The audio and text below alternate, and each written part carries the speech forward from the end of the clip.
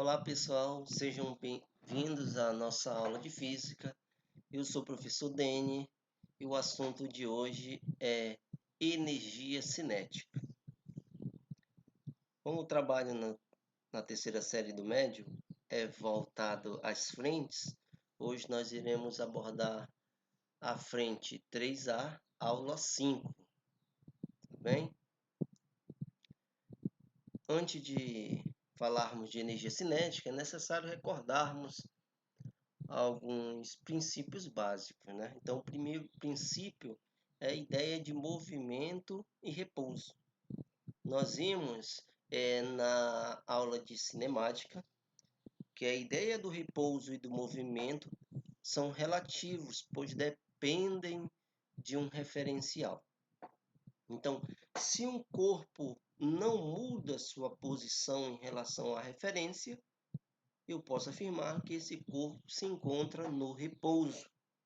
Mas se esse corpo muda sua posição em relação à referência, eu posso afirmar que esse corpo está em movimento. O que isso tem a ver com a ideia de energia cinética? O conceito de energia cinética, é um conceito que até hoje é muito complexo de ser definido. Então, nós apenas relacionamos a capacidade de realizar trabalho. Essa informação se encontra aqui no livro didático de vocês.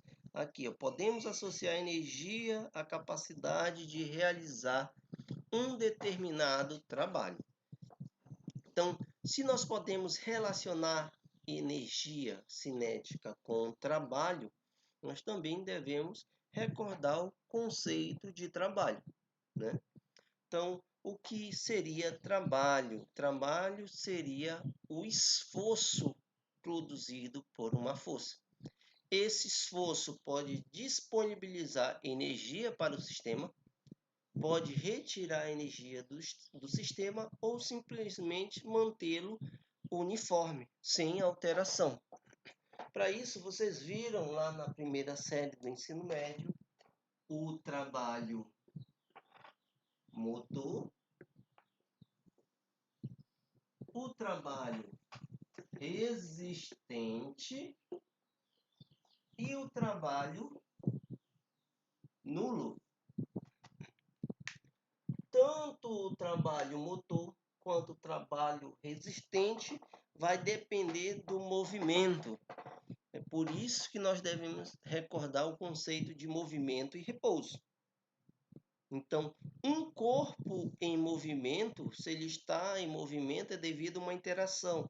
A interação entre corpos capaz de causar movimento é chamado de força.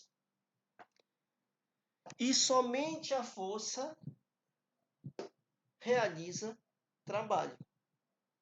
Se essa força estiver na mesma direção e sentido que o deslocamento sofrido pelo objeto, o trabalho é motor.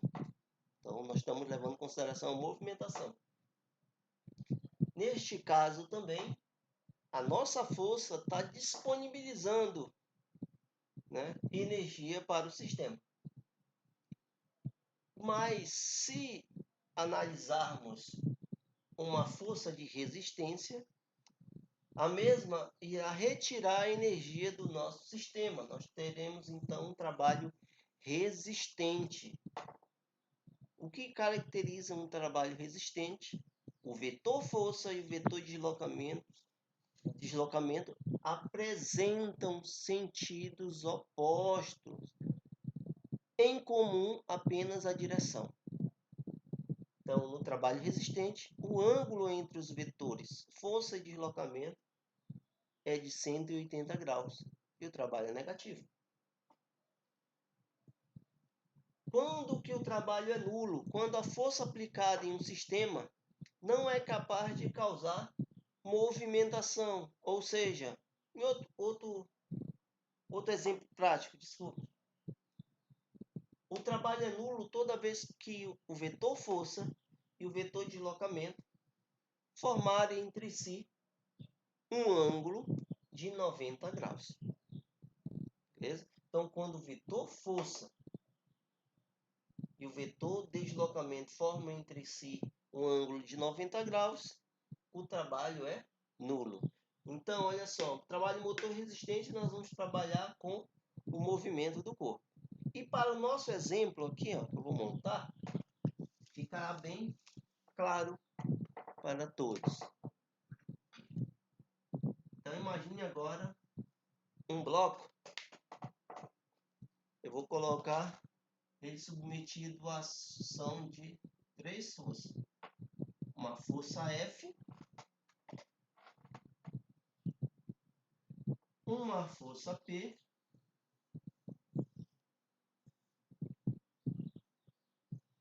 e uma força de atrito.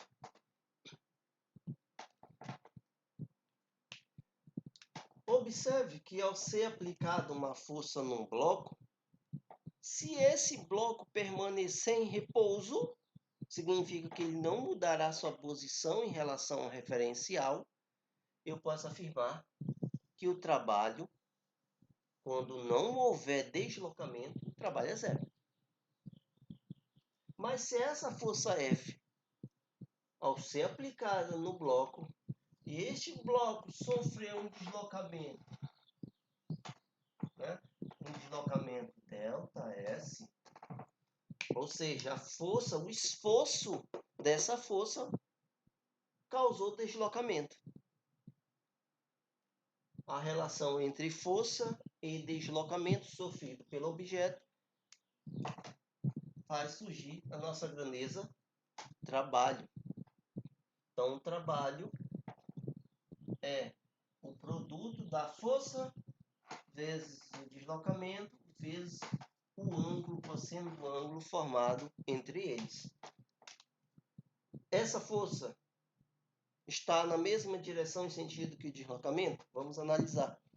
F e ΔS apresentam a direção horizontal, sentido para direita. Então, estão na mesma direção e mesmo sentido, formando entre si um ângulo de 0 graus.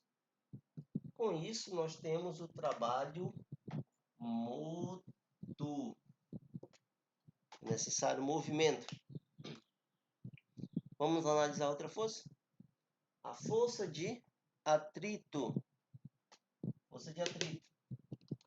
Então, a força de atrito, ela tem uma função de retirar energia do nosso sistema através do contato entre as superfícies.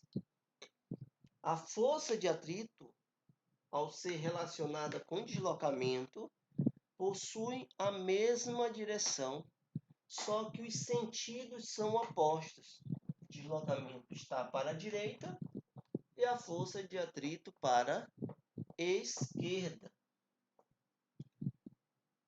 Se o ângulo formado entre eles for de 180 graus, que é o nosso caso, tem a mesma direção em sentidos opostos, né?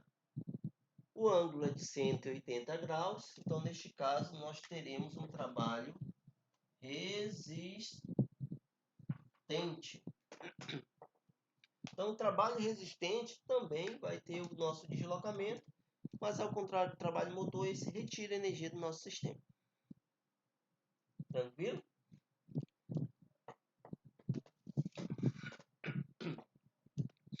Ao analisarmos a força-peso, desculpe, que é a força que puxa um objeto para o centro da Terra, se prolongarmos aqui o peso, prolongarmos o vetor deslocamento, observe que eles formarão um ângulo de 90 graus entre si.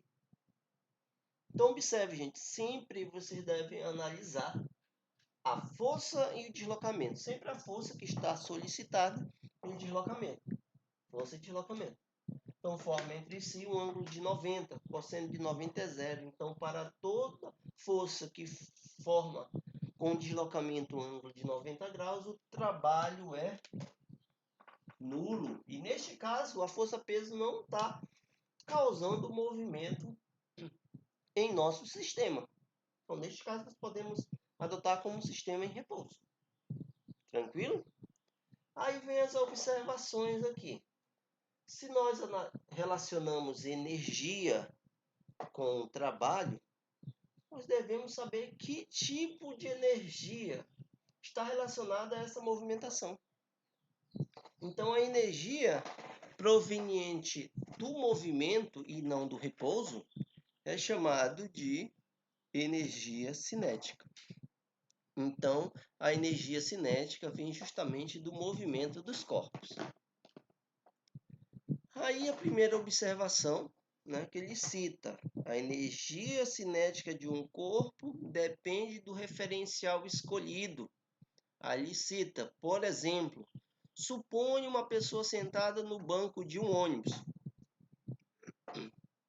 Se você está sentado em um banco de ônibus, para qualquer pessoa dentro do ônibus, né, que se encontre sentada, claro, você estará em repouso, porque sua posição não irá mudar em relação a essa pessoa que se encontra sentada dentro do ônibus. Se você está em repouso, significa que você não tem energia de movimento, ou seja, energia cinética. Mas, se você relacionar esse ônibus com qualquer outro observador fora, que está a observar a passagem do ônibus. Então, se o ônibus está passando, você e o ônibus, em relação a essa pessoa, se encontram em movimento. Se seu estado cinemático é de movimento, logo vocês possuem energia cinética. Então, a energia cinética é uma energia que provém do movimento. Com isso, a gente chega à conclusão que energia cinética só existirá enquanto tiver movimento. Aí a segunda observação cita o seguinte: muitos autores definem a energia cinética como sendo uma energia atual, ou seja, de momento. Ela não pode ser armazenada, manifestando-se somente quando há movimento, ou seja, sem movimentação não existe energia cinética. Então, ela não pode ser armazenada. Outro detalhe que eu chamo a atenção é aqui, ó, toda a informação a respeito de energia. Energia possui algumas características, não pode ser criada, não pode ser destruída, pode apenas ser transformada. Retornamos aqui. Se trabalho está relacionado à energia, no nosso caso a energia, que estamos estudando a energia de movimento, a energia cinética, essa força disponibiliza um esforço, né, nesse bloco, causou movimentação. Então, o esforço, que é o trabalho, foi igual à energia de movimento. Então, podemos afirmar que o trabalho dessa força F é igual à variação da energia cinética. O trabalho do peso é nulo, não causando movimentação no bloco, ou seja, para o trabalho nulo, a energia cinética, aqui neste caso, seria zero, se relacionarmos trabalho igual a energia. O que eu estou querendo citar? Que no primeiro momento, o esforço da força F está disponibilizando energia para o nosso sistema.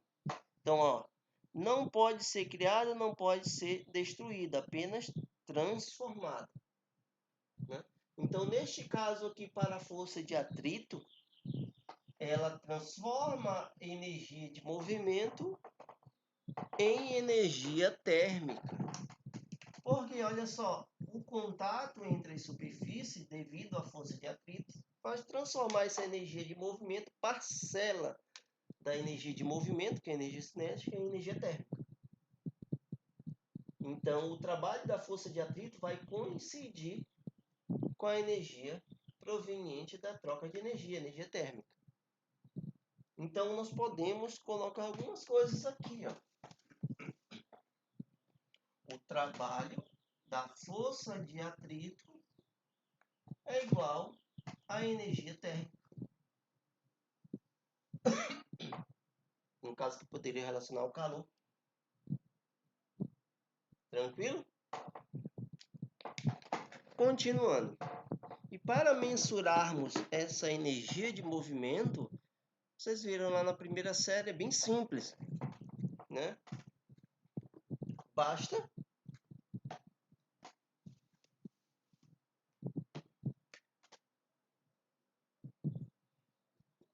eu relacionar a massa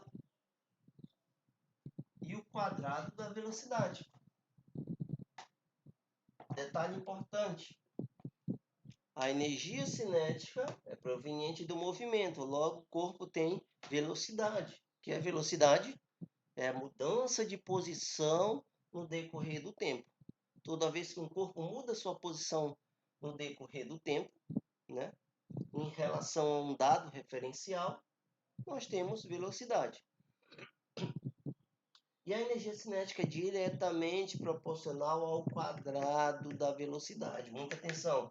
Energia cinética não é diretamente proporcional à velocidade, e sim ao quadrado da velocidade. Tranquilo?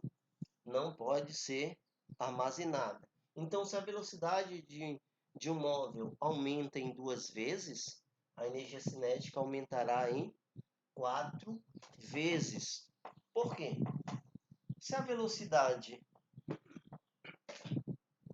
aumentar em 2 vezes, ou seja, 2v, 2v elevado ao quadrado vai dar 4 vezes a velocidade quadrada.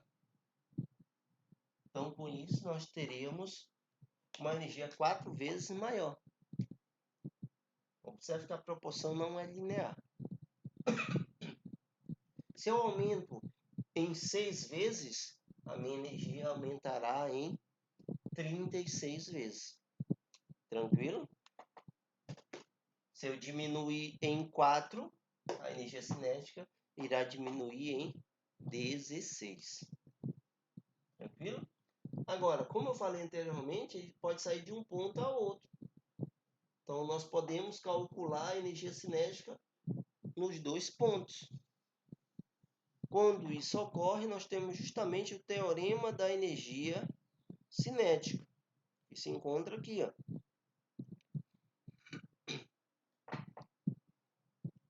Montada, tudo disponibilizada no livro didático.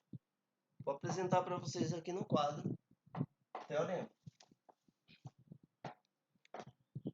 Se você passa de um ponto para outro, né, com o objetivo de deslocar um objeto, nós vamos ter energia cinética inicial, que é no início, e energia cinética final. Como é que eu calculo o módulo? Lembrando que energia não é um vetor, é um escalar, logo só possui módulo e sua respectiva unidade. Então, energia cinética inicial e energia cinética final. A relação entre energia cinética inicial e final nós chamamos de variação da energia. Que energia é essa? De movimento. Mas nós falamos que o esforço dessa força coincide com a energia. Então, nós podemos concluir que o trabalho de uma força é igual à variação da energia cinética. Viram? Aí no livro ele finaliza citando aqui no fim que o trabalho da força resultante é igual à energia cinética final menos energia cinética inicial. Tranquilo? Outro detalhe que eu chamo a atenção para vocês é quando a força não for constante. Aqui é todos os nossos exemplos são para força constante, ou seja, que não muda. Mas se a minha força for variável, pode ser o próximo exemplo aqui, ó.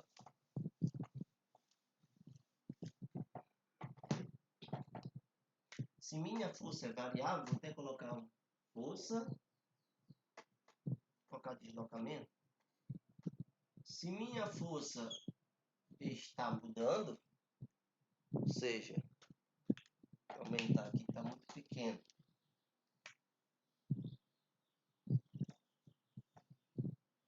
ΔS. Neste caso, a minha força muda. Basta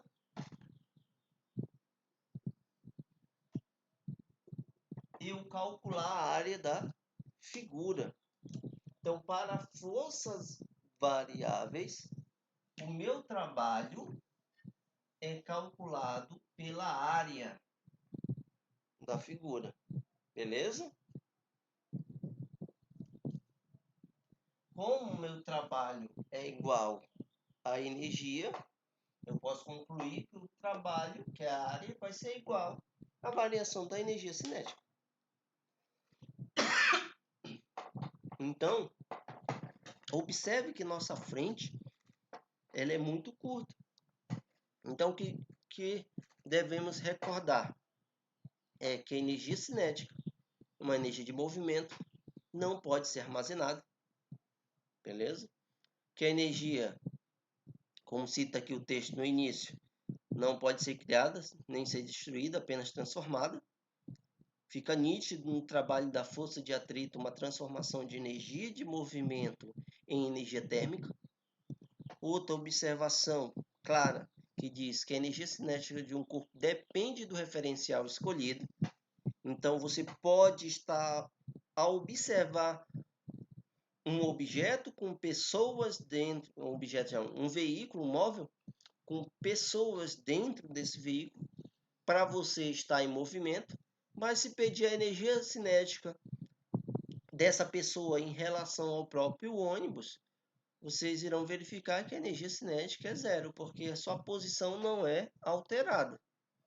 Mas se solicitar a energia cinética deste ônibus, dessa pessoa em relação a você, estaria, no caso, mudando sua posição, teria movimento. Se tem movimento, tem velocidade, logo teria como nós calcularmos a energia cinética. Tranquilo? Então, espero ter colaborado com a nossa primeira aula, né? À frente 3A, aula 5. Quero que vocês resolvam os exercícios, né? Como eu tenho até um exemplo aqui, olha só. Vamos resolver esse primeiro aqui, bem simples. Um fuzil dispara um projétil com velocidade de 400 metros por segundo. Se a energia cinética desse projétil no momento do disparo é de 1.600 joules, qual a massa em gramas? Então, é um exercício apenas de aplicação, bem simples mesmo. Então, só basta colocar a equação da energia. Energia é igual a mv ao quadrado por 2. A energia ele já deu, que é 1.600, né? A velocidade é de 400 metros por segundo. 400 ao quadrado.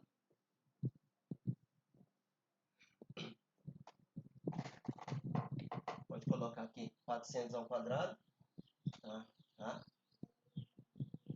Vezes 2 igual a m. Tranquilo? Então, nós teríamos aqui 32 por 1.600. Se você fizer essa divisão, você chegará ao resultado da massa em quilogramas. Beleza? Então, o resultado, deixa eu conferir rapidamente. Vou usar aqui a calculadora para não perder tempo.